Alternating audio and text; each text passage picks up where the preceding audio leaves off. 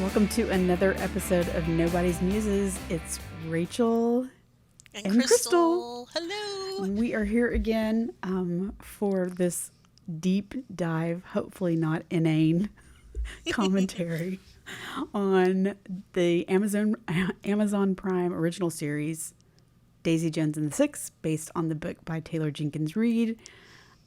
We are diving into each and every track of the show with some great detail. So we're glad that you are here with us. Remember, you can see us on YouTube. You can listen to us anywhere you stream your favorite podcast. Don't forget, we are on Instagram at Nobody's Muses, and you can connect with us through Gmail at nobodysmuses@gmail.com. We love to hear from you. So here we are, ready to go again.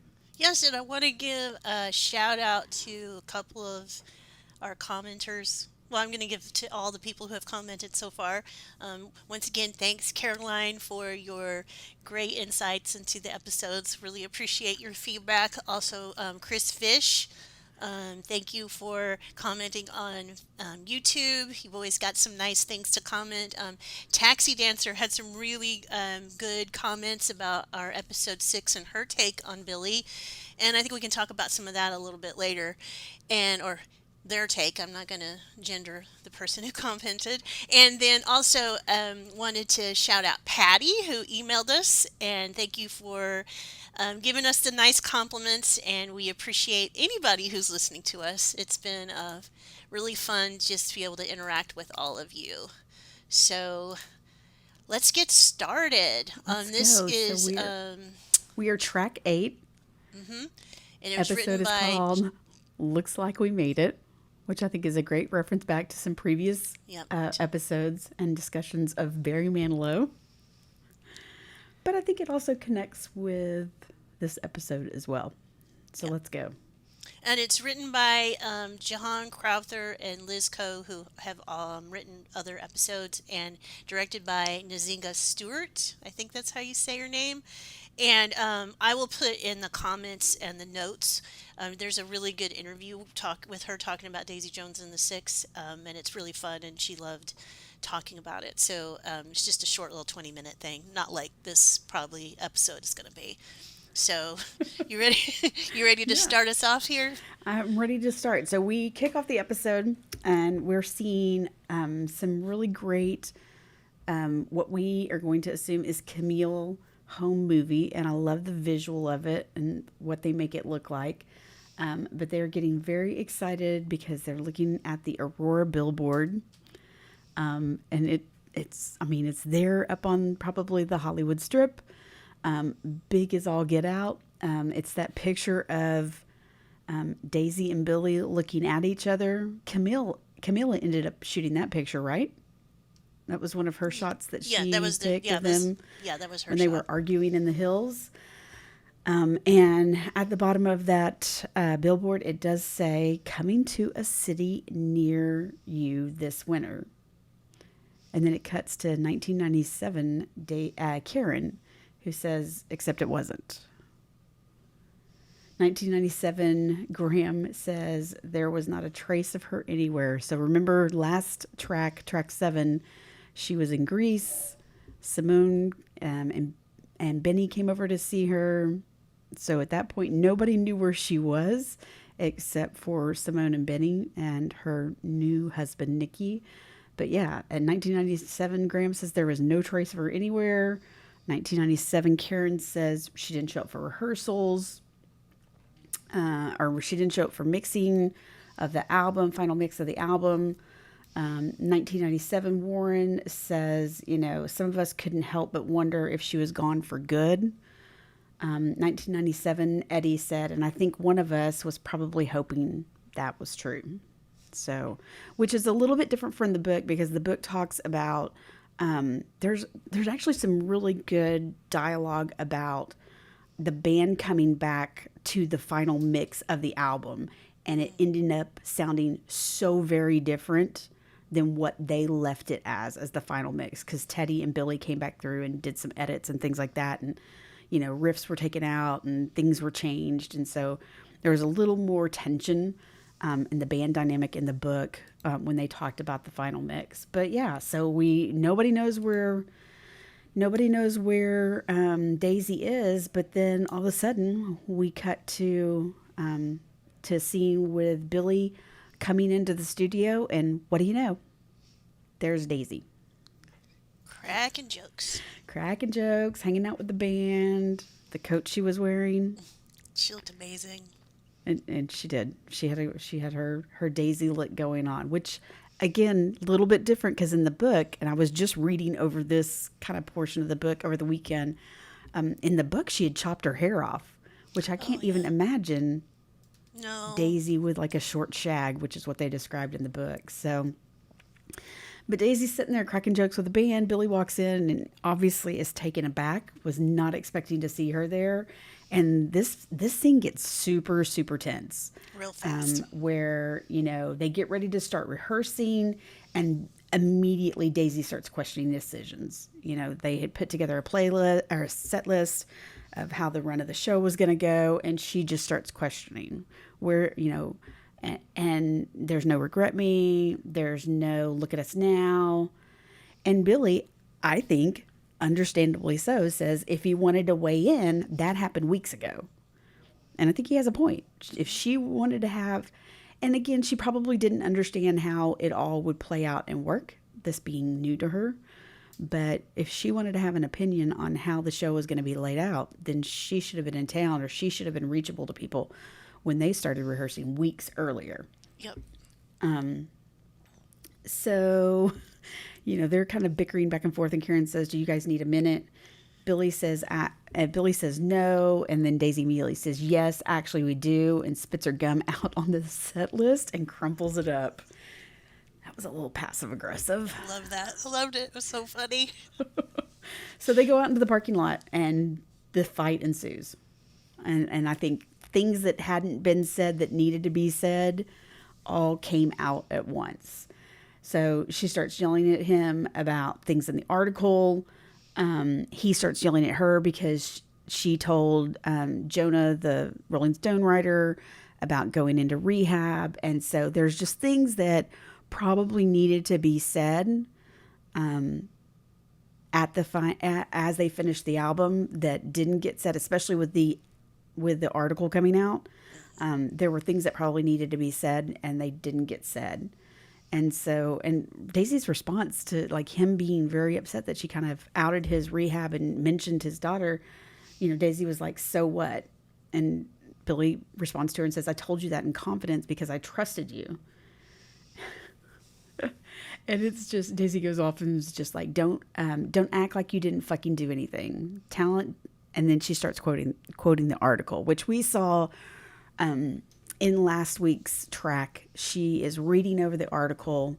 I thought I'm going to assume she was reading it for the first time, even though she had told Simone that she had read it. Now she did see the paper version of it, but she starts quoting the article itself. "Talent like Daisy's is wasted on somebody like Daisy. That's what you said. You made me look weak. You made me look like I needed you." And of course, he said some other horrible things about her as well. But again, he was trying to deflect, and Jonah said, "Give me some," at that point, Jonah had said, "Give me something else." And then he just starts rattling off all the things about Daisy to get himself out of the spotlight and get his time in rehab, his missing his daughter's birth, out of the limelight and out of the article. And then the line is, so we both told the truth. That's what Billy says. Yeah. That's Billy says that to her after she says, you made me look like I needed you. And Billy said, "So we both told the truth." Yeah. And I mean, I have a lot to say about this. Let's go. Because first of all,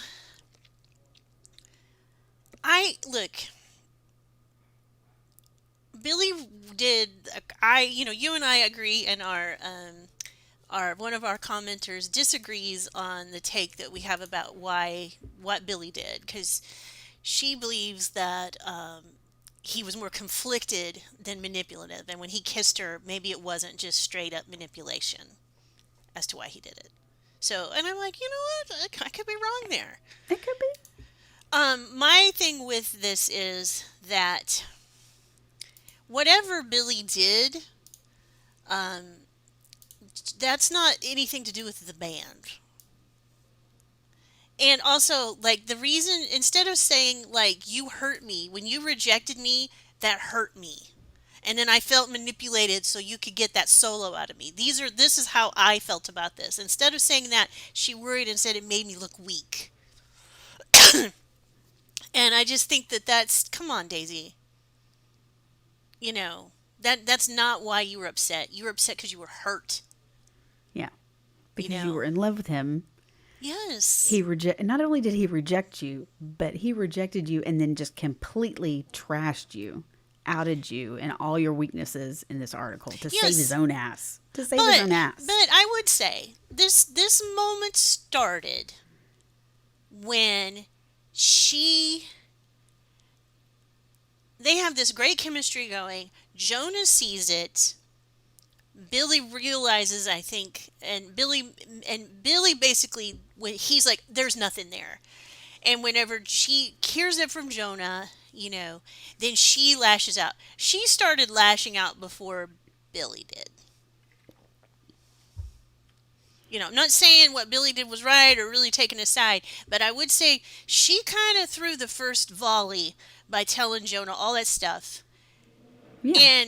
And I mean, what did you think Billy was going to say? He is married. What's he going to tell the reporter if the reporter asks, "Hey, is anything going on?" "Yeah, man, my dick gets hard all the time." Like what? Like, I mean, no, he's going to. So anyway, I feel like as much as I love Daisy, I feel like, she's She just lobbed the not being. first grenade, so you cannot expect to do that and not have somebody come back. Yeah, and I mean, I would say he at least admitted, "You hurt me. I trusted you, and you did this, and I didn't want my kid." The famous article about my band to be all about me abandoning my kid. Hmm. Which, like, Yeah. was it nice to say those things about Daisy? No, it was shitty.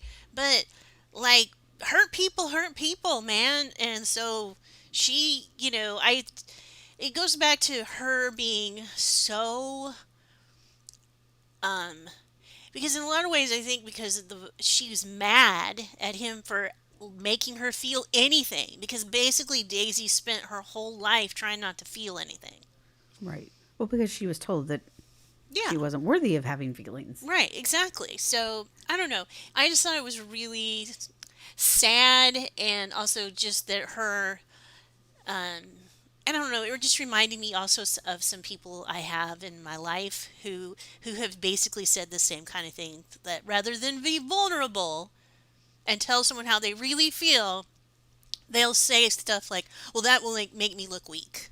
I mean, I've actually Hmm. had that conversation with a girlfriend once, and I'm Yeah. like, I don't know, it really touched a nerve with me to hear her say that, because it's like, no, you should say, "You hurt me." Like, if you did this really hurt me, I felt rejected and I lashed out and I shouldn't have. Yeah. Because she knows that she shouldn't have. Sure. Yeah. So But anyway, again, I think you make, you used a very good line. Hurt people hurt people. yeah. And we have two people that we know are hurting very badly, and will continue to hurt each other as we go through this process.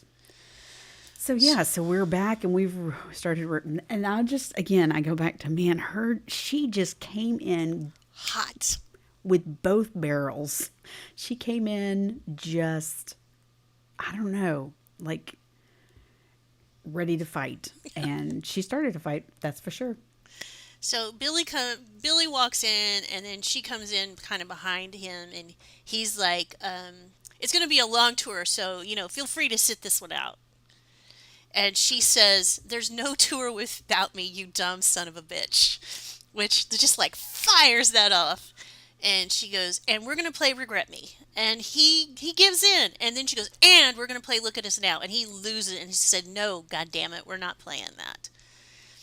And And then Billy's like, okay, could you count us the fuck in? He's so impatient, and so he Yeah. asked Warren to count him in, and they're Because starting she to kept war. interrupting. Like Yeah. he was ready to start rehearsing, and she kept interrupting. We're gonna do regret me. And then he finally was like, fuck it. Yeah. And she gives in on the look at us now, and as Warren's going to count him in, Nikki walks in, and Daisy gives him a big hug and a kiss. And Eddie's like, "Who the fuck is this guy?" And then she's like, "Oh well, this is my and the whole band is sitting there going, "What the hell is going on?"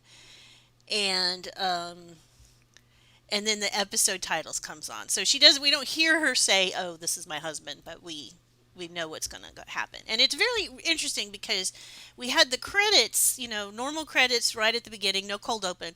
We have this very long sequence.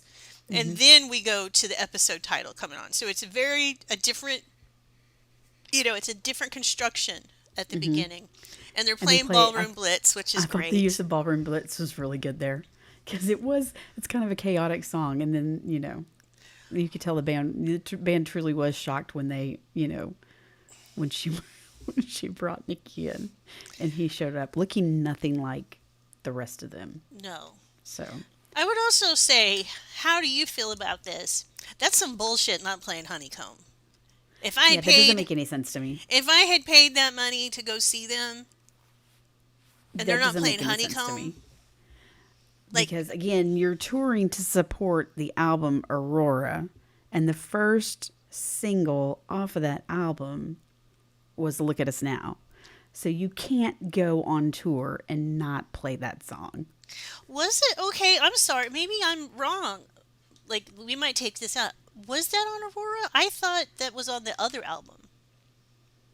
No, you're right. In the book it is. In the book it is. Okay. Right, but in the show we only Yes, like that would be having Thriller and not having Thriller. And Michael going, "No, but I don't feel right, like because in the book it kind of the sequence, because again we get a couple of albums from them, but in the sense of the series, Aurora is their debut album as Daisy Jones and the Six, not the Dunn Brothers anymore, not the Six anymore. It's Daisy Jones and the Six, and that was the first big single. So how can you expect to go on tour and not open with this big single, this huge single that puts you on the map? I mean, I'm sorry, if whoever their manager is, if it's Teddy or whoever, should have said straight up, "No, you're gonna have to suck it up." Yeah. Like I also don't understand why would that be the one when every single song on that album is,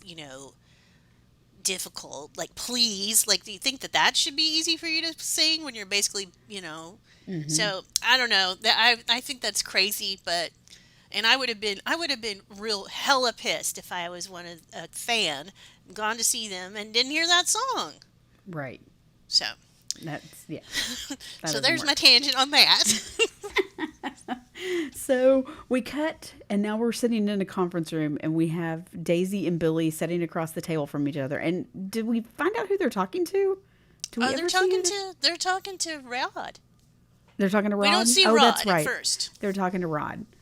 Yeah, and you're right. We didn't really know that Rod was in the room first, but it's very funny because they're sitting there and it's like a tit for tat kind of ping pong of, I want this, I want this, I want this. So Billy,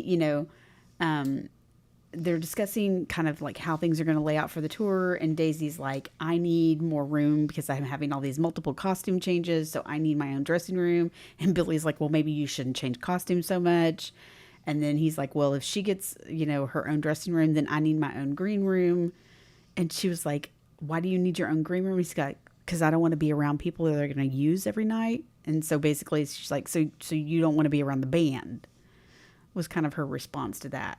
So then, he wants a private green room. And then they go on and they're like, they finally figure out that we're talking to Rod and his hair.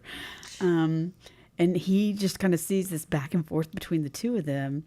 And this arguing, and he's just like, I think he's kind of thinking, holy shit, what have I got myself into? Oh, yeah, definitely. 1997, Rod talks about how Billy, never forgot what Rod did for them in the beginning. And so when he was offered the chance to manage the tour itself, he jumped at it. But again, I think he was kind of scared after he's sitting at this conference room with these people, going back and forth, and they're being super petty. And Daisy's digging right in there, and I think they're both being incredibly immature. Daisy's like, I want my own suite because I'm married, so I need a suite for overnights. And Billy's like, well, I'm married too. And, Daisy's like, well, your wife's not going to go on the tour with you. But he's like, not the whole time, so I need to get a suite too. And Daisy comes back and she's on a separate floor. And he's like, even better. So it's this whole, just this back and forth and just shitty commentary back and forth to each other. And Rod just kind of throws out there jokingly, oh, so do you want separate buses? And they ask if it's possible. It's just like everything. They want to do everything they can not to have to engage with each other anytime but on stage. Mm-hmm. And so, again, 1997, Rod says, it seemed like a good idea at the time. And he's like, they flip back and they're like, Rod tells them that, there's no way that the label is going to sign off on any of this stuff.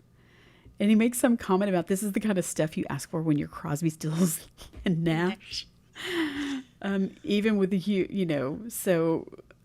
but he's just like totally blown away that they're asking for all this stuff. And he's like, the label's not going to, this is your debut album. You haven't proven yourself. The label's not going to sign off any of it. And then they flip to 1997 Rod, and he's like, they said yes to everything. And it's just like, shit. I do think, a lot of bands have each member has their own bus, I wonder though, but think about like your debut album.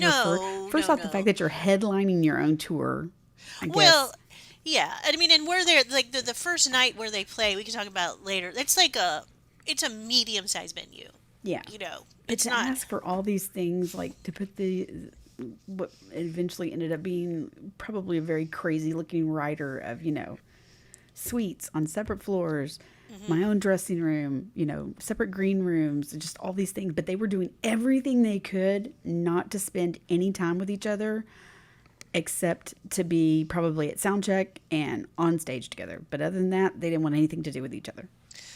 Well, and it was also just about who's more important. This is also about what, because Billy, especially, like the dynamic had already turned back to the old dynamic when they were doing rehearsals. He was the one who in charge. He's the one who decided the set list, and the rest of them cowered at his feet. And, it wasn't until Daisy came in again, it upended the power structure. So, this is all so much about that, too. Yeah, so, yeah. It's just... I was like, oh, this is how we're going to start things. Yeah. This is gonna work out really, really well. I'm sure that was Rod's thought. It's like, this is how it's going to start. What the hell have I gotten myself into? What would you? Is there anything that you definitely would want as a writer on a tour? Like what's the, she writer on Jennifer tour. Jennifer Lopez, J-Lo had like everything has to be white in her dressing room. Like there's like a lot of weird, like a lot of them have weird writers, you know. I'm trying to think like what would be my writer. Probably Good Ice, like the Pebble Ice. Oh, okay. See, I knew you'd come up with something. I'd probably say for sure I need to have Pebble Ice and maybe a massage therapist. Yeah. I'm thinking I would want, I would want Fountain Dr. Pepper. Like, and that would be like the night of the show, I would get to have one Fountain Dr. Pepper. Yeah, I don't know what else, but definitely that with maybe probably, Pebble Ice and maybe like a soda, like, so I could just have my own club soda so I wouldn't have to always buy canned. Like LaCroix. Or maybe I would have a Topo Chico rider. Like, there'd always be Topo Chico. You do like Topo Chico? I do like my Topo. So I can't think of anything else that I would have to... I don't have to have a certain color or anything. No, that's not important. I always think of Spinal Tap when he's all confused by the sandwiches. Am I supposed to fold them? They're bigger than the cracker. What am I supposed to do? What am I doing with this? The bread is smaller than the meat. I always Anyway, love a good Spinal Tap yeah. reference. So then we cut to everyone outside getting on the buses. She gives big hug to goodbye to Karen, and as she's doing that, she sees Daisy in the bus, and there's this kind of a little bit of a "I see you" look between the two of them. Um, Warren gives her a big hug. I love Warren. Um, and she barely acknowledges Eddie. Like he walks by and she kind of, you know, Hmm. and and then she walks over to Billy, and Graham's giving Julia big hugs and big uncle hugs, and Billy gives Julia a kiss and kisses Camila goodbye, and she tells him go be a rock star, and so he gets on the bus, and Camila, I mean, I think reasonably looks worried. Yeah, she does look worried. I mean, it's So the what is first she worried tour. about? Well, I think first of all she's worried about his sobriety because it's the first tour. Last time we know how things went when he went on the road. Not Hmm. great. And also I do think, I mean, he knows. I mean, he might say there's nothing going on between Daisy and him, but she But I knows. mean, there's a connection, and Camilla would be stupid not to think there's Yeah. a connection and their proximity to each other. I mean, and it's the bargain that Camila made from the very beginning when she asked Daisy to be in the band. Hmm. Because I don't think that you can hear that music or hear the way Billy from the very first moment was like, oh, it's so awful, to not know that there's something there. And Camila decided it was worth it, you know? Yeah, yeah, but yeah, you can tell she has this kind of, I don't know, look of forlorn or dread or something in her face as they get ready to head out. I would also say, once again, she's off by herself. And I would say, it's really easy to be a rock star and have a family when you have a wife who can do all the things that you can't do. Right. Well, You and I mean, know, he does make some statement of while they're standing out there about, you could come with us, and she's like, "Oh yeah," because going on tour with a 3-year-old sounds like a ton of fun. yeah. Yeah, cooping up a 3-year-old on tour bus and keeping an inconsistent schedule and crazy hours. Yeah, that sounds like a load of fun.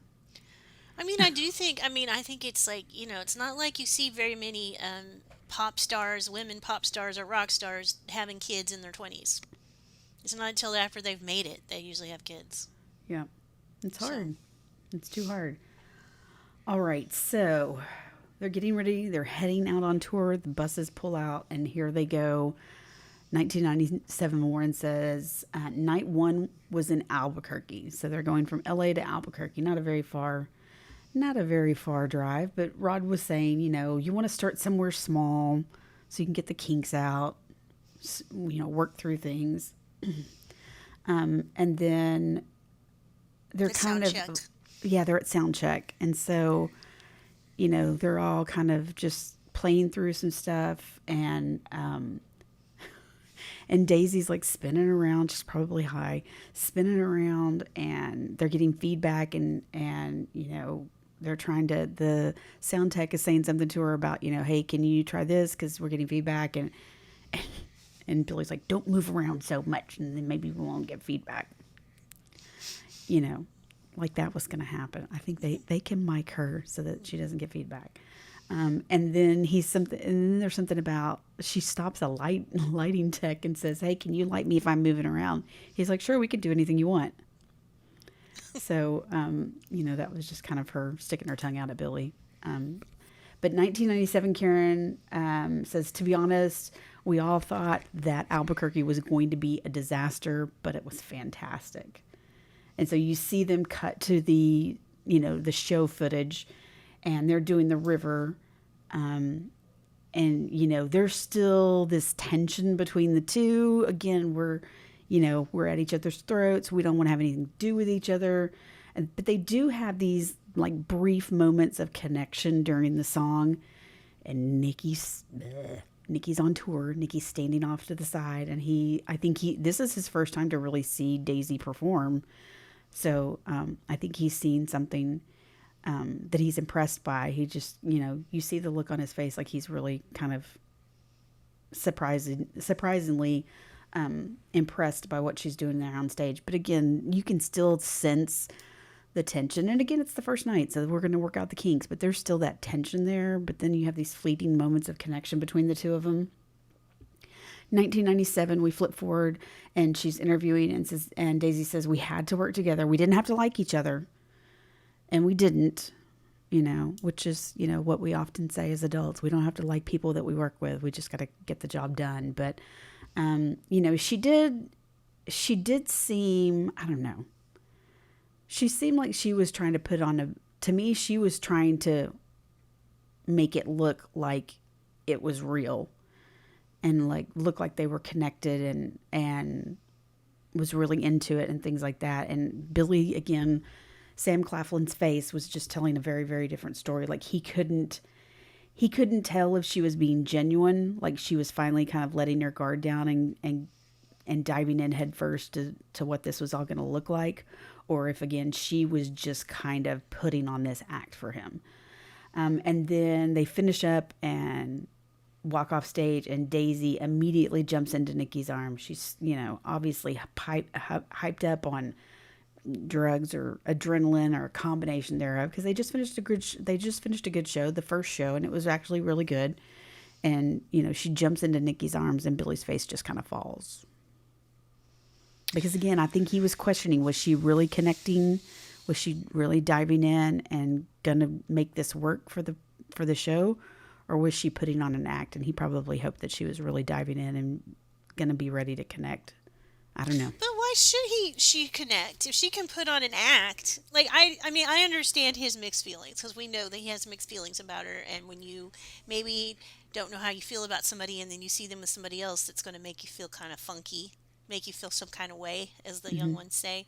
But yeah, I don't know. I kind of felt like it was genuine. Like when she was out there performing on stage and singing those songs with him, I felt like she really was into it. Mm-hmm. Yeah. I think she was able to draw that line for herself. Mm-hmm. Like she had stage Daisy, and then she had off stage Daisy. Whereas I think, again, Billy being conflicted about how he felt. Mm-hmm. Because he's never really admitted. I mean, but Daisy has admitted to herself that she got her heart broke by him. Yes. And she thinks she's over it. Yeah. She thinks she's over it because now she has Nikki. So she thinks she's over it. And so she can go out there on stage and she can perform and do her thing and draw the line and come off stage and be off stage Daisy.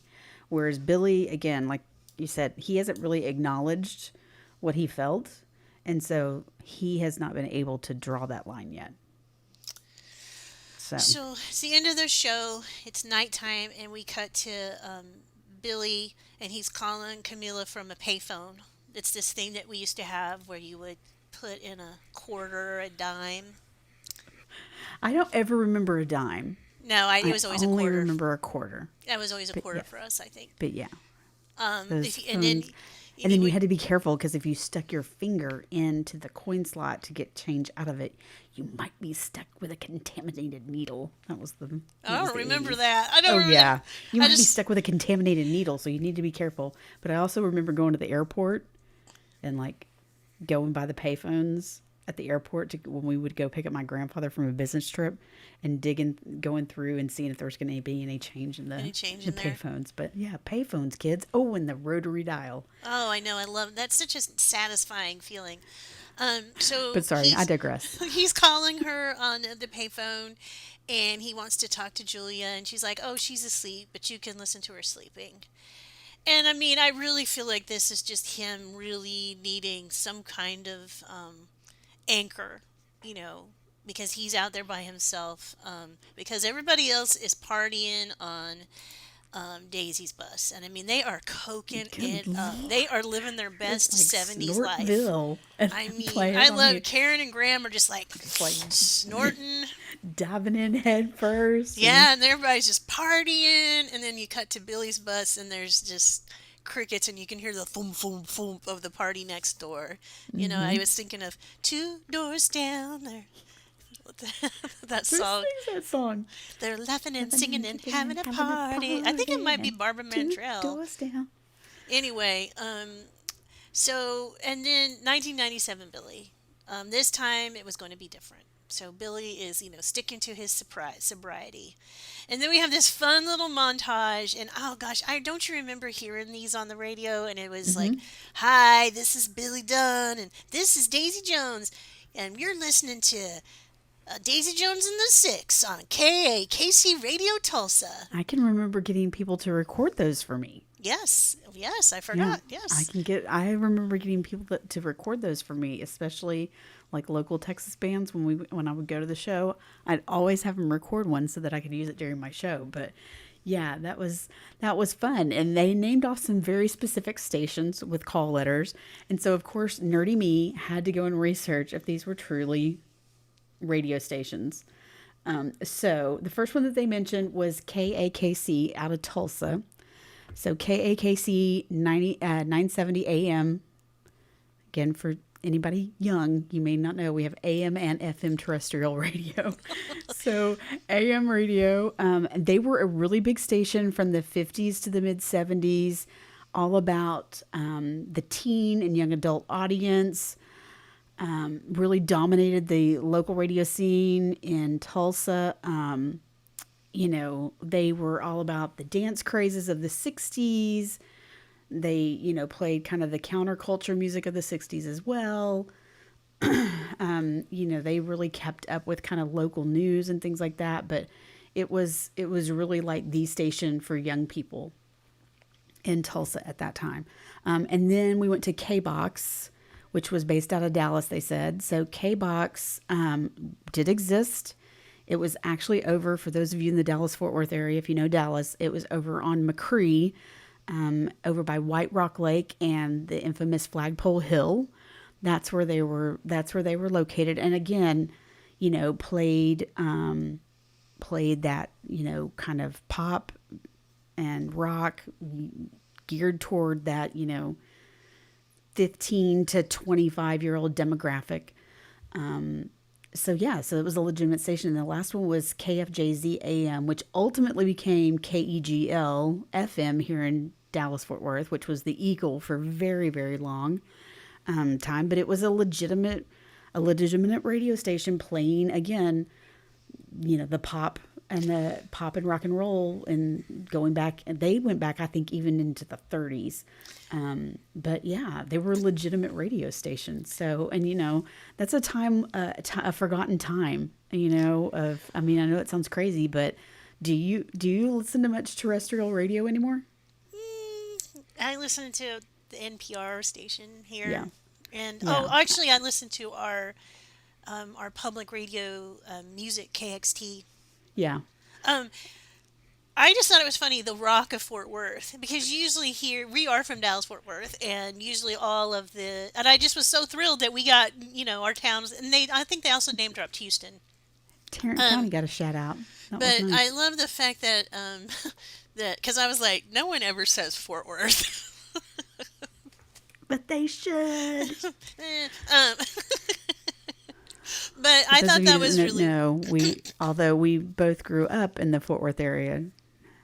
Crystal's now in the Dallas area, and I'm still in the Fort Worth area. But yeah, so they're going through these quick, recording these quick liners for the radio stations, probably following an interview they were on, talking about, they were doing a show in town that night, and they were there at the radio station in the afternoon, talking it up, getting people to come out, and they finished it up, and there's just like, Daisy's just like a giant eye roll, because again, they were sounding real perky and excited and everything when they recorded, and then they cut, and Daisy just rolls her eyes and gets up and walks off, and there's Billy left to kind of try to be the professional of the situation and thank the DJs and things like that. As they finish up these conversations with because like I said, it was probably most likely they recorded an interview or they recorded a segment during probably the afternoon drive shows. And, Billy, she gets up and storms off without even saying thanks to anybody. And Billy's left there to, say thank you. And she kind of seems diva-esque there to me. Yeah. But again, I think that's just that energy and that anger that she has towards Billy, because she Yeah, just I does don't really not think want it's to. her being a diva. I think it's just like She I does only not want to want to pretend as spend. long as I have to. Yeah.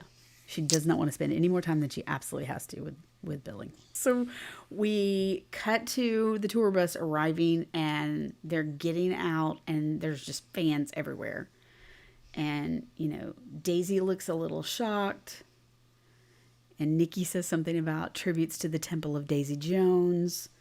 And they're playing Boston More Than a Feeling, which were released in 76.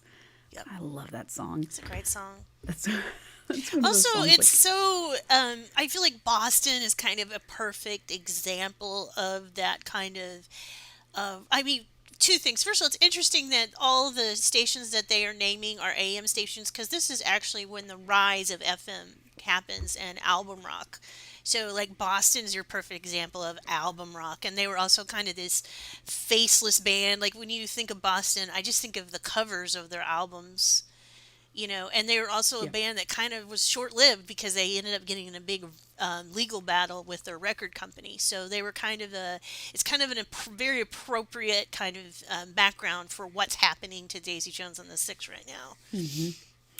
So we cut to 1997, Rod, and he said by Christmas they had the number 3 song in the country, the number 9 song, and the number 9 song in the country. They booked them on Bandstand, Midnight Special.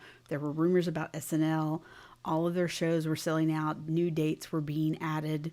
And I think that reference back to, shows like Bandstand and Midnight Special, that was kind of cool Yeah. because, I mean, those were shows that were definitely popular at that time. We did not have MTV at that point in time. Bands were not making music videos, but you always, would love an opportunity to see your band perform, because maybe you lived in some small podunk town that wasn't near any place that was going to have concerts that you could get to. And so to be able to tune on Bandstand or the Midnight Special and SNL, I mean, how many, I can remember as probably too young of a kid staying up way past my bedtime on Saturday nights to watch SNL. I can remember that was the first time I ever saw David Bowie was on SNL. Okay. And I thought that was I just was like, this is the weirdest thing ever. But yeah, so many like great music came on SNL in the 70s. And also there was no more Ed Sullivan. So Right. like it was basically you had SNL. I mean, Midnight Special, like one of my first memories is I remember seeing Linda Ronstadt on Midnight Special and thinking, you would think that they would dress nicer because they're on TV, because they were of course dressed like hippies, and I was 6 and I was thinking you should wear your Sunday best. They're just You're wearing gonna be on jeans. TV. But yeah, there's also was just a lot harder. And then Midnight Special was actually like more legit because Bandstand, they just lip synced, Right. you know. Right. So And Bandstand had been so around so long, and had been, kind of its start was all about pop music, and rock and roll really wasn't a part. I mean, they may have called it rock and roll when yeah, you're talking about, music from the 50s, but when you get into kind of some of the poppier stuff, it kind of went away from, and rock and roll kind of developed in its own way. But yeah, it was kind of cool that they had these little shout outs to those yeah. legitimate shows. So we see again a kind of a montage of them getting off of the bus, crowds going crazy. To me, I mean, Daisy looks kind of shocked. She looks a little bit overwhelmed by it. But yeah, there's people, getting things signed. Warren signed somebody's boobs. 1997, Rod cuts back and says, it was every band's dream come true. So Billy's the last one off of the bus. Everybody else has kind of walked through, and here comes Billy. And Billy walks past this guy, and some guy tries to like hand Billy like a dime bag of weed, and Rod immediately stops down and takes it from him. Makes kind of a production about that, and you can see Billy's kind of shocked that Rod intervened. It seemed to me like Billy seemed shocked that Rod intervened. But he stepped in and took it, and then they get to back to 1997. Rod, and he doesn't really say anything. He just kind of looks into the camera. But yeah, so I think mean, they kind do of get that. their first taste of up close audit, or we see, because it's probably not. They probably have the same experience in other towns, but we see their first kind of, again, they've gotten, music is climbing up the charts. More singles are being released off of Aurora, and they're starting to see kind of the chaos and the excitement around the band. And we got a glimpse into what that may have looked like for them at their different stops. So They do a good job with. I love they do this several times through the whole show where they just show one of the people in 1997 and they don't say anything. We right. just see their face. We see definitely we see a couple with Daisy. Like the first time she meets Billy. A couple of other times we Hmm. see this. I just love that device. They do such a good job with it because it's just, you know, it just says a lot without saying anything. Without saying anything. Yeah. Because they were thinking, I mean, to me, like, Rod's look was very, I don't know, kind of nostalgic, Oh yeah. like remembering back to what it was like.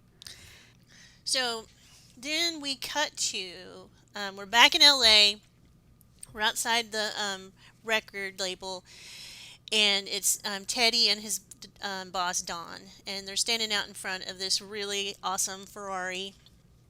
And Don's like, "Well, what do you think of this?" And Teddy's like, "Oh, it's cool." And basically, Don's like, "It's a gift. Um, this is a gift to you for everything you've done with Daisy Jones and the Six. This is gonna be this is changing the label. This is making so much money." Hmm. And he was like, and I know that we want to keep you on. So what do we need to do? And and he says, well, it's going to be more than a Ferrari 308, but you already knew that. So it's just a nice little scene. Um, and then just that little scene, and that's the only time we see Teddy this whole Hmm. episode. But it's acknowledgement because, we can think back to prior episodes where it was like they wanted him to do another album with Dean Dean Martin for Martin. Christmas. And he was like, fucking Dean Martin, so it was kind of a reckoning for Teddy that, he knows what he's doing, and he's doing his job. So, but yeah, that was our only glimpse at Teddy for this episode. So, we cut to a concert scene. So, and they're playing Kill You to Try. And so, something about Karen's look in the show, I made a note of, and I really, really liked. I don't know what it was, but like her costume was really good for this show. So, we get great shots of Graham, and again, every time he plays a guitar solo and we see him, I just fall more in love with Graham. I'm just a Graham girl. But you're getting really nice shots of the band playing. Nikki standing back off stage, grinning and happy, and Daisy's dancing on stage. It's just, you know, it's shot really well. The scene itself is shot really well, but we get a good look at all the band, and then again they're just kind of firing away and playing really well together. And then we cut to everybody partying on the bus again. Um, and Warren and Eddie are kind of grilling Nikki about his life and asking him questions, and do you have a title and what do you do? And they just are like just really kind of like going in on him because they just doesn't he just seems like a pretty boy to them. I think just kind of a wanderer and not really anybody they're just very entitled and bougie, and they're just not super impressed. And then he says, well, they're asking, well, what do you do? And he's like, I'm a student of life. I was like, yeah, people can say that when they have a trust fund behind them. I'm a student of life. But yeah, they're just like razzing him. And I think Warren throws out the line, do you have a degree? And they're all kind of laughing at him. And then we cut over to, Billy's bus. It's nice and quiet, and he's watching TV. not really doing anything. So we have Also, a just want to point out, like, the idea of watching TV on a bus or in a car in the 70s is not that romantic because all the way you can watch anything is through an antenna. So most of the time you're on the road, so you're not going to have any reception. And then you don't know what channel the Rockford Files is in Phoenix. So you got to go through every single one and then, each channel and see if you can find it. And then also like go through the UHF, which wasn't even, was like, it wasn't like there was stops. You had to kind of just mess with dial. it. I mean, I can like in theory, a TV in a car sounded so fancy in the 70s, and it was a basically piece of shit. Well, yeah, because I mean, if you, I can remember as a kid traveling with my grandparents who had an RV, Hmm. and I think they had like a little black and white TV in there, and it was probably so that my grandfather could watch like a auto race on Sunday or something. But it was rabbit ears. Yes, you Rabbit could ears are see not the. going to work inside of a metal No, box. it's It doesn't terrible. work. Then we cut to Rod saying he's pontificating as Rod likes to do. He sounds so douchey. And he's like, "You can't pick your favorite music, man. I like it all, Oh, man. I love it so much. I love it so much. I even put up with the fucking musicians, man." bluegrass, country, Trying out rock so and funny. roll, Afro punk. I'm like, Shut up, you dude. sound like a d bag, my So guy. then, in 1997, Rod, I had to write this whole quote down because also there was a lot of lines like this in the book that I loved about from Rod. So Hmm. he says, "Let me tell you what it's like to manage a rock band. We're driving over all hell and creation, city to city. I love over hell and creation. That's such a great line. City to city." Roadies and crew, the whole nine, and not one person, not one, ever asked how we're always stocked up on gas or beer or the special tea Daisy likes that you can only get shipped in from Thailand. No one says thank you. No one noticed a goddamn thing until something goes wrong. I just love that. I love him just like he's all the logistics. And Yes. then And then we cut to something has gone wrong. yeah, we cut to there's something he needs a new crankshaft for one of the buses, and he's like, "Well, what can I do to get it for you?" And he, is like, "Hey, do you like rock and roll?" And the guy's like, "No, not really." And he's like, "Well, what about your kids?" And so the tickets come out, and um, somehow That he makes it all gets happen. gets it happen. So, and then we cut to Daisy singing "Two Against Three" with Eddie on the guitar. So it's one of those breaks where the rest of the band can go towel off as they do at concerts. And but on the side, Billy is watching, and he is watching this very intently. And Rod notices it. And he says, it's one thing dealing with station attendants, because he's talking about the guy who he got the crankshaft from. Hmm. But Daisy and Billy, that was a whole other kettle of fish. Um, I just don't really understand. I don't know what Billy's conflict really is. I think we figure it out at the end because there's this whole one of the Yeah, very last scenes they talk about. There's a yeah, back and forth, and I think we figure it out at the end. So we cut to some more footage, and they are playing "The River," which I know is one of your it's faves, my if favorite. not your favorite. And we start seeing kind of a montage of the different venues that they're playing at, and they seem to be getting bigger and bigger. As Rod said earlier, they were going up the charts, they were adding dates, venues were getting bigger, but we do see that they start getting more larger and larger crowds, and Daisy has this whole turn around and fall into the crowd moment where she's carried around. So it's some really really good concert footage that they shot. I think they did a really great job just visually connecting and telling the story at this point, just kind of letting you know what it was like to be immersed in the show or be immersed in on the stage and things like that. And then we get a really good shot of it looks like they're having fun. It looks like things are going well. And again, we know that that's somewhat of an act, but we're acting well on stage at this point. It seems like we've all figured out how to act well on stage. And they get a really nice shot of Karen and Daisy together. And like I said, we're starting to realize how to act on stage So we start getting these very intense looks between Daisy and Billy on the stage. That, again, are we acting? Are we putting on a show for the audience? Are we succumbing to the fact that we've got to play nice on stage?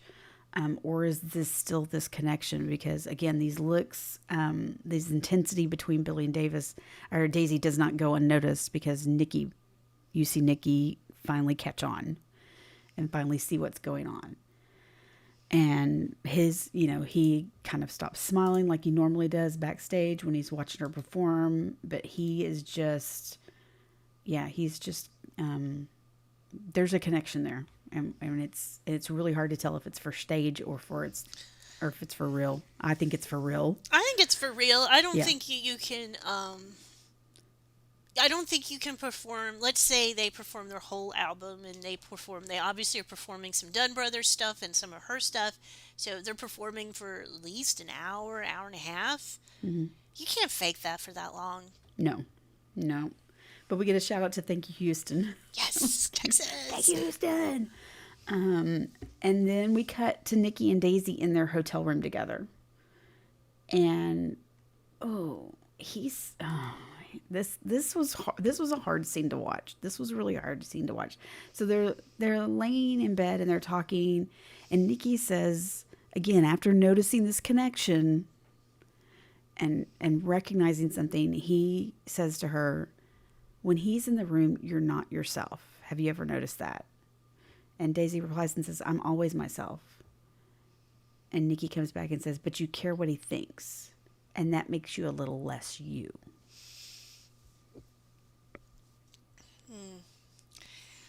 That was not very nice. Well, and the thing about it is, Nikki, she cares what you think too. At this point, she does. So then we cut to they're at a press conference, and the reporters asking Daisy, they're yelling questions about, tell us about your coat and tell us about your boots, and she goes, "Why don't you ask Billy about his dumb shirt?" And then a reporter asks, "Who is more fun to miss about Billy?" And he's like, "Oh, they're just songs." And Daisy says, "No song is ever just a song." And then Eddie, being Eddie, "Is anybody going to ask us any questions?" "No, Eddie, they're not. I'm sorry." No, as the bass player, they're not going to ask you any questions. The only bass player people have ever given a shit about is Sting. Okay, no, that's a sweeping generalization. Paul, okay, Sting and Paul. But you're right. It's not. Yeah, you're the bass player, my guy. Usually, I'm sorry. You're like, no one cares what Adam Clayton has to say. Well, except for me. They really don't, though. Okay, John Entwistle, no one cares. Okay, so, those are sweeping generalizations. Don't get mad at me. So Eddie does his little thing, and the reporters straight goes, "What's going on with you two? And do you think Daisy is still a head case?" Oof, that's gotta hurt. And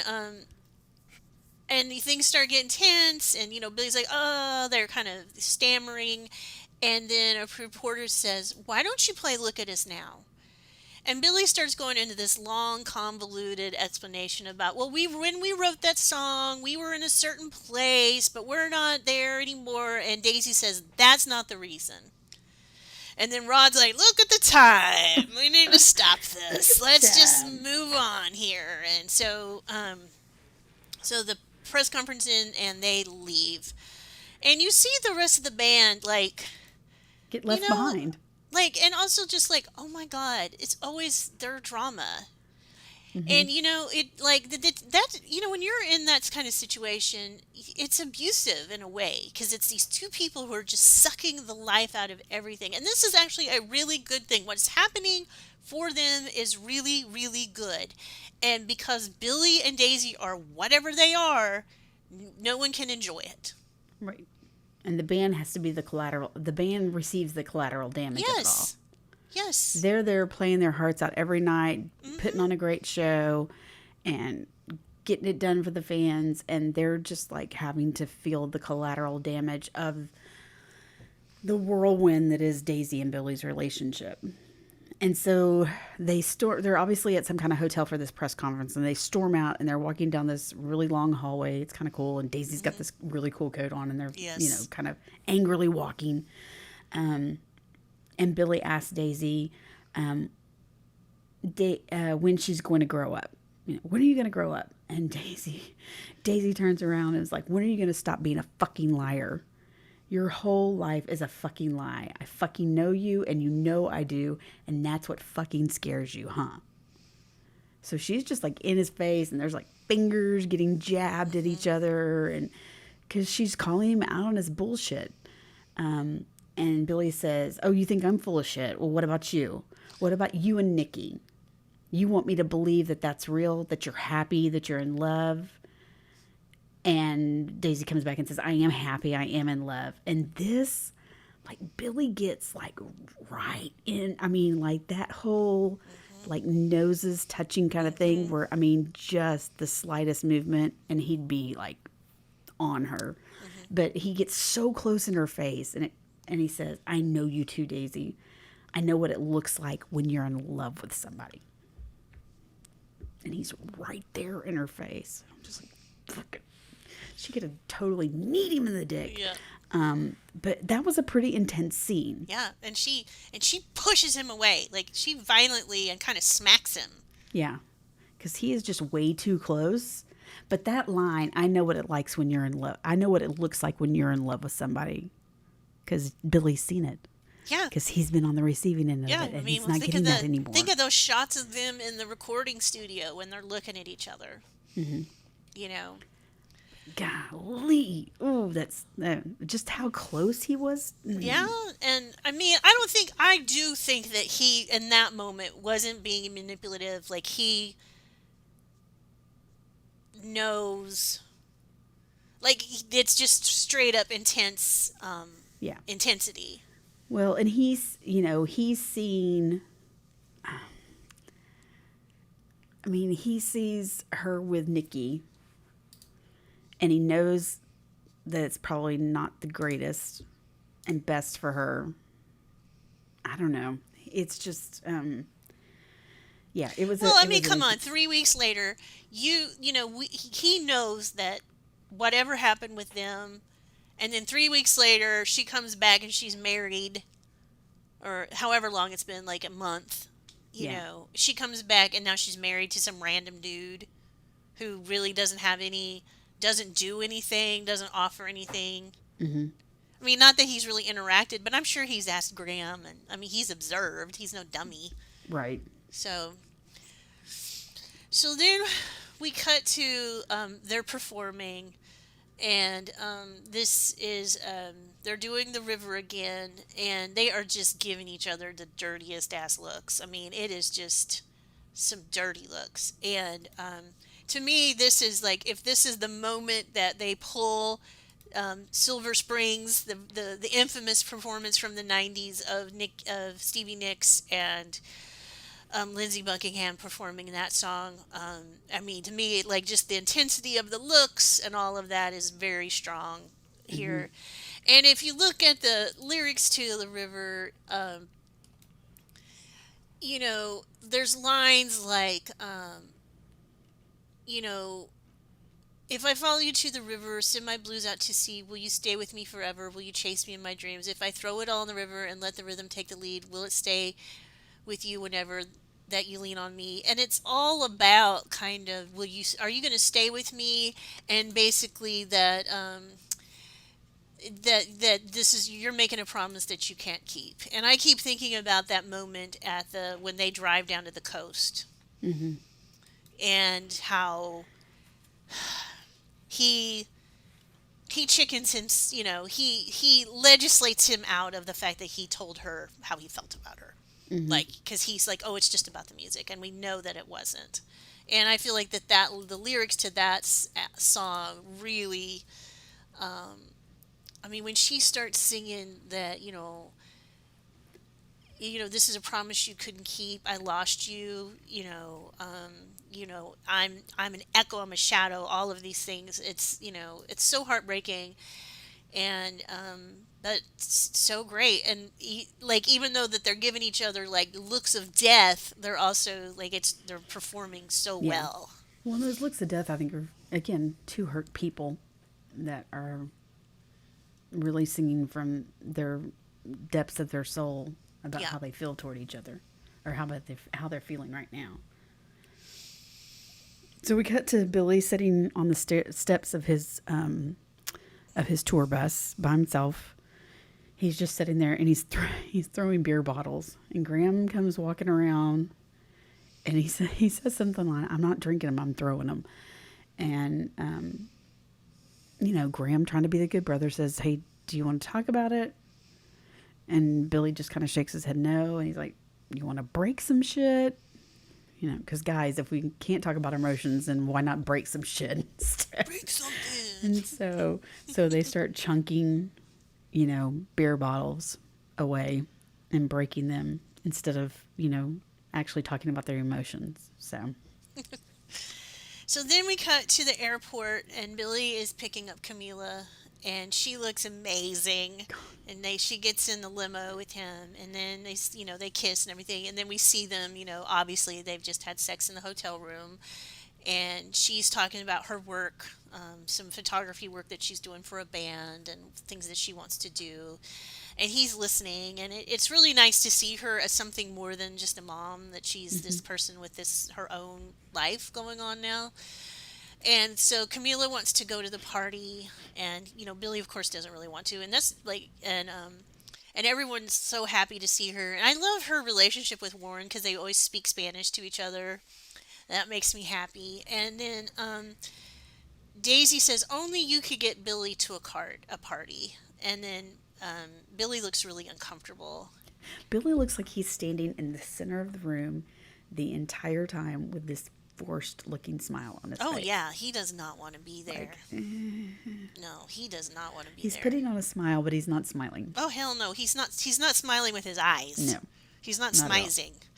Um, so then Nikki offers him a drink, and he hands him some champagne. And look, we know Nikki knows, and so, but Camila is Camila, and she definitely takes both, both from him, and Billy kind of gives her a look like I can handle myself, but you know, and then everybody's just partying and doing coke and having fun. I guess. I mean, I don't know. And then Drinking. and Billy looks pretty unhappy, and he's just kind of standing over to the side. And then Camila goes outside to get some air, and outside she looks over, and Eddie's already out there. And you know, um, he's He's very kind of like, "Do you want to like, talk about it?" you want to talk about what happened?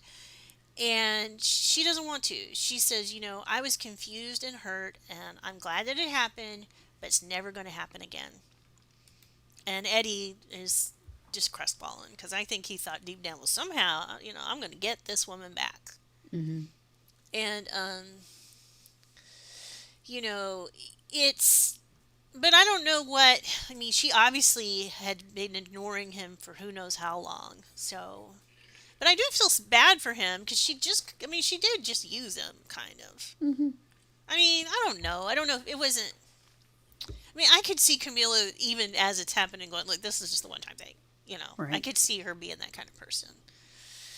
Yeah, but So Eddie, yeah, I feel bad for Eddie had him. known her for longer than Billy had, Yeah, no, I and I mean, think yes, he thought he had finally scored the woman of his dreams. yep, he was hoping that she would leave Billy and Hmm. they Yeah, would he, be a thing. And yeah. how was that going to work out with the band, Eddie? You know. I mean, yeah. So a note, I should Hmm. say. So when she steps out on the balcony, Hmm. it's very New Orleans esque. I mean, you can tell that that's where they're supposed to be. And so I did a little research. They did film in New Orleans and in Baton Rouge, and they used a lot of exterior that was intended to be Pittsburgh and New York. They actually shot in New Orleans. And like some of the interior theaters and things like that were actually shot in New Orleans and Baton Rouge instead of places like Albuquerque and all the different stops that they made. So yeah, that was kind of a cool little note that they did indeed shoot down in New Orleans. Okay, so we go back. Everybody's inside. Daisy and Nikki are kind of telling a story about something that happened while they were in Greece, and it's one of those like you think the story is going to be so awesome, but it really isn't awesome for the people that weren't up there, and like they're kind of talking in shorthand a little bit, so people are having a hard time keeping up. But he says something to her about she was his twin soul. Garbage. Gross. And then like there's a look between Billy and Daisy, and things are just like super awkward. And then it cuts from there, this party scene, and like Nikki and Daisy are having sex. And I mean, how could you not stop when she's literally laying there like a dead fish? Like, how did you not stop and say, hey, is something wrong? Because she was literally a dead fish, and he was just on top of her doing his thing. But she was sitting there, and like she's just the look on her face. It's not about the dread of having sex with him. It's about She's not something. there. She's not there. She's thinking of Billy. Yeah, or something. I mean, she's definitely not into it. She's definitely not into the moment of intimacy that they are sharing. Okay, and then we move on. Yeah.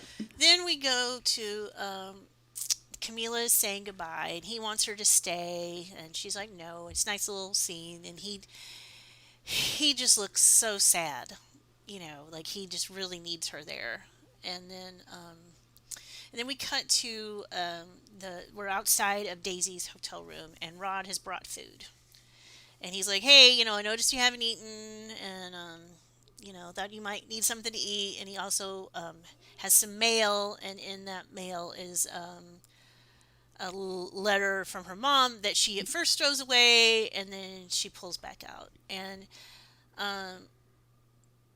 and she's starting to look haggard. Yeah. And at the night's performance, over kind of backstage, she snorts. Yeah, it's kind of off to the side, but not completely off stage. No, she's just snorting away. And she sees Billy watching her, and she says, "I see you still like to watch." That was kind of a creepy line. And they start singing "Regret Me," and she's not singing it well. She looks deranged to me. Yeah. That's my note. A great note. She looks deranged. And she just, she's missing the words, not singing it quite right. And 1997 Billy says, "I was the only one who seemed to notice something had changed." And she actually even stopped singing so she should go backstage and do bump. more drugs. And I don't know. To me, so do you think seeing Camila and Billy sent her down a bad trail? Like, we see this sequence where we see her having sex with Nikki, and she's just kind of out of body, kind of not caring, and then we see this quick decline in her sobriety, in her, she's just really going at it hard. Or do you think it's just this is how it always was, and it's starting to catch up with her? Like, or do you think that kind of seeing Camila and stuff set it off? I think it's more of this is how it's always been, and it's just starting to catch up with her after all these, weeks on the road and not getting enough sleep and doing so much drugs and not eating well, and just the exhaustion is catching up with her. I don't know that it has anything. I don't know that it has anything to do with Billy and Camila per se, or Camila per se being there. I think it's just more of. It's just her decline is kind of reaching its, I don't want to say crescendo because that's the opposite of what, but she's nearing her rock bottom. Yeah. She's nearing her rock bottom. Well, and I mean, when she sings on, I mean, have you ever been to see somebody perform and then be really messed up on stage? Have you ever? I've seen some really, really drunk. I don't know that I've necessarily seen anybody super duper high. I probably have seen people super Well, I duper mean, high. I remember one time, the Stone Temple Pilots, and it was the drummer's birthday, Yeah. and he was so drunk and messed up, and it was just like, thanks, I don't get to Yeah. see them very often. Now I can vividly remember interviewing a band that came up to Denton when I was working at the radio station and for my show, and I can remember interviewing a band, and she and her guitar player were so fucking wasted. Um, it was one of the most painful interviews I've ever had to do because I could not keep them on track. They were so fucking high at the time. And yeah, that was not a good interview. It was not one of my best interviews. It was really, really uncomfortable.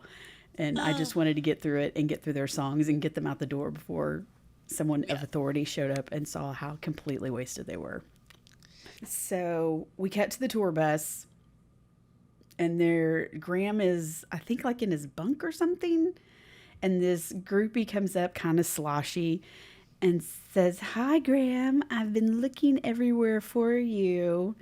And she kind of goes in to make a move, and he kind of backs away, and it ends up in kind of out in the midst of the crowd, and they're all laughing, like dying hysterically because they obviously put this girl up to it. And they start razzing on him. Are you into dudes now? I mean, that's okay if you are into guys. And they're just start like making fun of him because he won't hook up with any girls. And finally, just like Karen like interrupts and was like, "He's not into dudes, and his penis is perfect." And she tells, and everybody kind of like stops down and is looking around and like trying to figure out what's going on. And she's like, "We've been screwing since the album session, everywhere we could, in closets and in, restrooms and on this bus." And um, Warren and Eddie are just kind of like speechless, and they don't believe her. They start And then laughing. all They're of a like, "Real, sudden, that's real funny, Karen." yeah, and then all of a sudden she just like steps up to him, and I mean they like go at it with each other. Hmm. And then here we have one of those scenes where nobody says anything, but they cut to 1997 Graham, and he has the sweetest nostalgic smile on his face when he's thinking back to that moment. But Yep. yeah. So cute. So Warren and Karen are out to the band. Everybody knows that they are together. Graham and Karen. That Graham and Karen are together now. So Yeah. it was super sweet. It was a super sweet scene. And then we cut to the bus. Daisy's back at the bus where Daisy is, and she's overslept, and she's just so out of it. She's like, "I need to get ready for sound check. I'm so late." And Nikki's Doesn't like, she "Oh, look dirty? oh, she She looks just looks like gross. She looks like she has dirty not and bathed. ugh. I bet there's just all kinds of ick in her hair." Yeah. And Nikki's like, "Oh," he's like, "We'll do a little coke." And she's like, "No, I don't want to be messed up right now." He's like, "Don't make me do it alone." I mean, Ugh. her line was really, I thought, very legitimate. Like, "Ew, no, I don't want that right now." Yeah. And then yeah, his line. So then we're at a band dinner, um and Graham is telling Billy like, "Hey man, and I'm gonna stay on the bus with Karen, and Billy's like, "Whatever, I'm happy for you," because Billy's kind of always in his own world.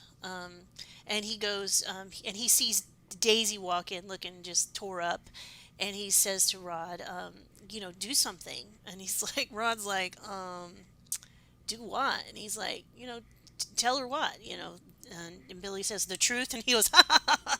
And he goes, "Oh, you're not kidding." And he goes, and I just love how, whatever Tim Olyphant is, he's in a Western.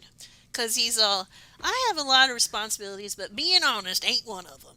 And being honest around here will get you nothing but fired. And so talk to the husband." I just love all of his, whoever his voice is just Western dude. Yeah. And so Billy walks over to Nikki and he's like, "Look, man, she's never taken this much before. And Nikki says, don't pretend like you care. You just want her to need you. That's all you care about. She doesn't need you, and it must kill you. She doesn't. And Billy's all like, you think you're somebody because of your silk shirts and your fancy shoes. Well, you're shit. You're nothing, and you'd be no one without her. And Nikki says, I guess that makes two of us, doesn't it? Ooh, what a nice callback to something we heard earlier in this episode. And then Billy just cold cocks punches Nikki. And Graham comes in to break it up, but Warren holds him off and is like, and 1997 Warren says, I've been waiting to punch that prick since Tulsa. So Rod ends up breaks them up, and he's like, everybody, and the way he says so, but everybody calm down. Everybody calm We down. we still got a show to do. Because Daisy comes in and she is just like screaming and yelling, Yes. What the fuck is going on? Yes, and I mean, what's interesting to me is, like, as much as I don't like Nikki, where's the lie? I mean, I do think Billy cares about her beyond being a person, but I don't think it's also a lie for it to be that Billy also doesn't like that she doesn't need him. Mm-hmm. Billy wants everybody to need him, and he wants to be in charge of everybody. Yes. So, but also, Nikki would not be shit without Daisy. What does he have? What does he do? What is anything interesting about Nikki? He's a student of life. I mean, he must have a magical penis. That's all I'm saying, because I really feel like he's not offering much. Well, by the looks of that one scene, it wasn't that great. Exactly. And also, I just think the whole time, and there are people who don't want you to sober up. Want you to stay messed up so that they can keep manipulating you. Mm-hmm. That they can either keep using with you or keep manipulating you or feel superior to you.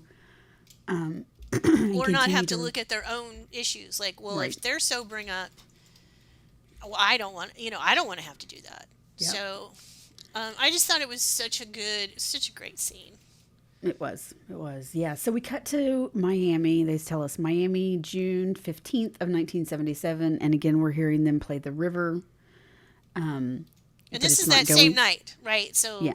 They've had this fight, and now they have to go on stage and perform. Yeah. Yes. So there was a fight. They're on stage, and 1997 Graham says something was definitely off. And 1997 Warren said, well, he did punch her husband in the face, so understandably she could have been off because of that. 1997 Karen said it was just a really bad energy, and we just had to get through this one show. So, I mean, Daisy is obviously very, very high, very, very messed up, to the point where she falls into the drum set, and she's getting dizzy, and they shot it so you could see her kind of start spinning out and getting dizzy and things going blurry, and she falls into the drum set, and Billy picks her up and carries her off. But he carries her to the opposite side of the stage from where Nikki is. So he carries her to the, helps her off. And, she's like, what did I look at you wrong or something like that? And Billy's like, you're fucking bleeding. And you cut down and she's got this giant gash. He said, you're done. This is it. You're done for tonight. Go get a medic. And then you hear the crowd, and she's like, do you hear them? You'll know when I'm done. But she is just so out of her mind at this point. Yeah. And so she walks off from him, and Billy is standing off stage. And she comes out there, and she kind of raises her hands up, and she shushes the crowd and gets them to quiet down. And then she starts into an a cappella version of where Look at Us Now. So she starts that one line, and it's completely silent. And she starts her line, and it's just she sounds amazing. And the crowd starts singing along with her. And the rest of the band is just kind of standing there and not really doing anything. And Eddie's looking kind of smug that Daisy's out there doing it without Billy, I thought. Oh yeah, and also like, oh, Billy doesn't get his way again, Yeah, and but I I mean, mean, she looked terrible. she looks awful. And but I if I had been the rest of the band, I probably would have started playing the song. But I have problems with authority, But so it was just yeah. I was just it's Billy telling great. her that you're not going back out there on stage. You're done. And when she And then says, she's just "You like, hear them?" and no. she's so coked up, and her like she's just She lost doesn't her feel the mind. pain. No, she's Nothing. lost. Yeah, She's not feeling the pain. no. And then I mean, and delusions of grandeur is such a big part of being when you're on coke, man. You just think you're the smartest thing in the world Yeah. until it wears off, and then you feel like the worst thing in the world. So you got to do more coke. Right. So then we cut to Daisy and Nikki, and they're in their suite, and they are just coked up and crazy, and they are dancing around. I mean, I'm glad to see that she took the time, and she does have a bandage on her leg. And They're jumping on the bed. and they are just like doing more drugs and drinking, and it's just crazy. They're acting crazy. And then we cut outside of there, and we see her kind of, she's all doing drugs and stuff, and we see her kind of lay down, like she's like expended all her energy. And then we cut, and it's Billy talking to Rod out in the hall, and he's like, "I'm gonna kick her out of the band. It's mutiny. You can't just do that." And so he goes to knock on the door, and he's like, Nikki kind of half opens the door, shady like, and is like, and he says, "I need to talk to Daisy." And Nikki is, he's like, "Oh, she's fine. Just go." And well, that's not really, not being too smart there. And Billy's like, "Let me in." And so they force their way in. Billy and Rod do, and Billy and she's passed out in the shower, and um, Nikki Nikki's like, instead of worrying about her, like His Billy's like wife. over there, and he's like calling her and slapping her and says, "Call a doctor."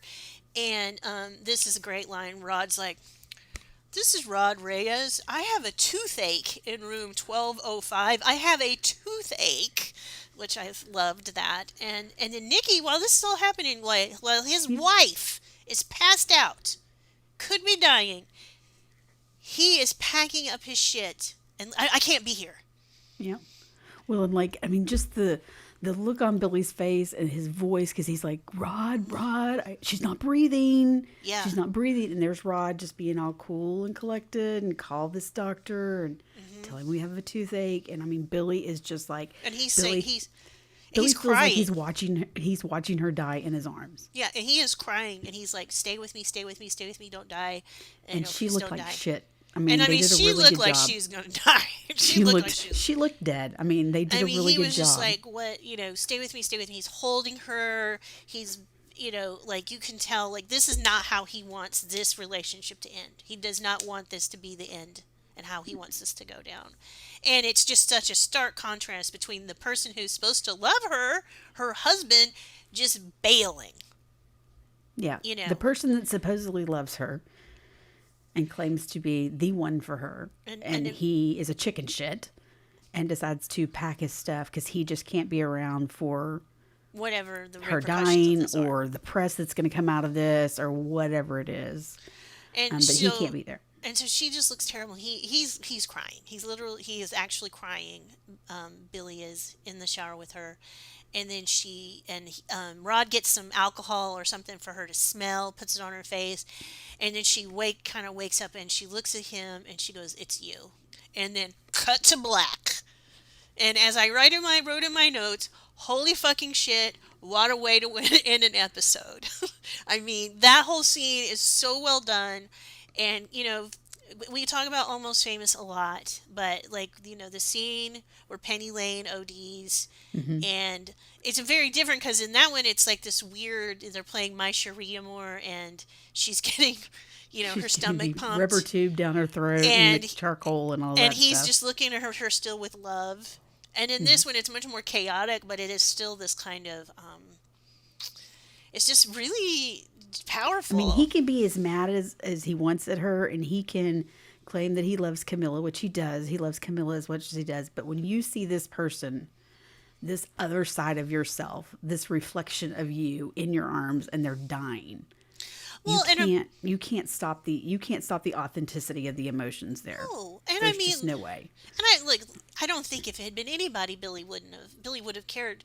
But also to know that how bad their relationship had gotten and how bad things had gotten between them. I mean, it was at an all-time low. He just punched her husband, and this happens. And to think that, you know, I mean, it's just such a great show because it's just such a complicated love story, and I mean, the next two episodes are just, oh my God, I don't know, you know. If I'm emotionally ready to talk about those, I'm telling you Um, right now. I mean, I will oh, probably just be prepared. I will probably cry while we're talking about some of this stuff because oh, it's just because one, I cry, what's it? but What?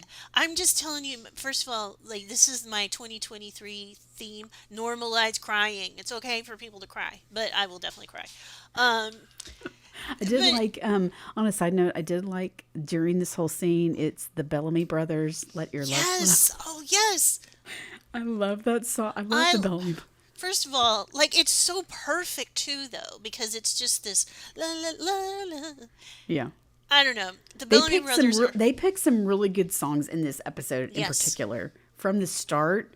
yeah, Like all of the secondary songs, the real songs yes. throughout this episode. They picked some really really good songs for this episode. I mean, I feel like that's definitely a whole episode is a deep dive into all of the Different music. songs that they picked. Yeah, Well, I already but told you. yeah, I think we should do a deep dive into every track name title yeah, and yeah. talk about those songs. I think We that would should be a track great name one. title. I think we should track name title and also just like some of the music that we touched on it before. Yeah, yeah. But Um, that's it. That's it, That y'all. is. There's only two more left, and I feel so sad because I just really have enjoyed doing this. So, but yeah, Yeah. we're on track. We shouldn't miss any more weeks, No, we should not. We should not miss any more weeks, so we will be good to go. But and yeah, I these remembered to hit record on the video part. So but these next two episodes are really intense, and yeah, I'm looking forward to diving into them. I've, I'm scared that we're gonna have to like break them up each into two episodes no, because we're just gonna get too long winded. I think we can do it in two. I mean, But we we'll did try to this control one. ourselves. We did this. We didn't even go 2 hours. We did two. We're pretty good on this one. Yeah. So All right. Well, thanks again for tuning in to Nobody's Muses. We appreciate you. Don't forget, you can follow us, like and subscribe on YouTube. Leave us comments. You can listen to us on any of your podcast platforms, and feel free to subscribe and follow. Share this with your friends. If I keep seeing these TikTok videos of people going through withdrawal on Daisy Jones, and I keep tagging, I keep going in there and saying, "Well, you should check out the podcast Nobody's Muses." I So, mean, yeah, we're on Instagram at Nobody's Muses. Gmail, you can reach us at nobodysmuses@gmail.com. We would love to hear from you. Share your yes. thoughts. Tell If us you have about any, you seeing drunk bands. Tell us about your experience. Tell us about your AM radio station that you grew up listening to. Just once again, shout out to Patty and Caroline and Chris Fish and Taxi Dancer. Thanks for commenting, and I hope we can keep talking. yeah, So, awesome. Have a great week, everyone. We'll see bye. you soon. Bye.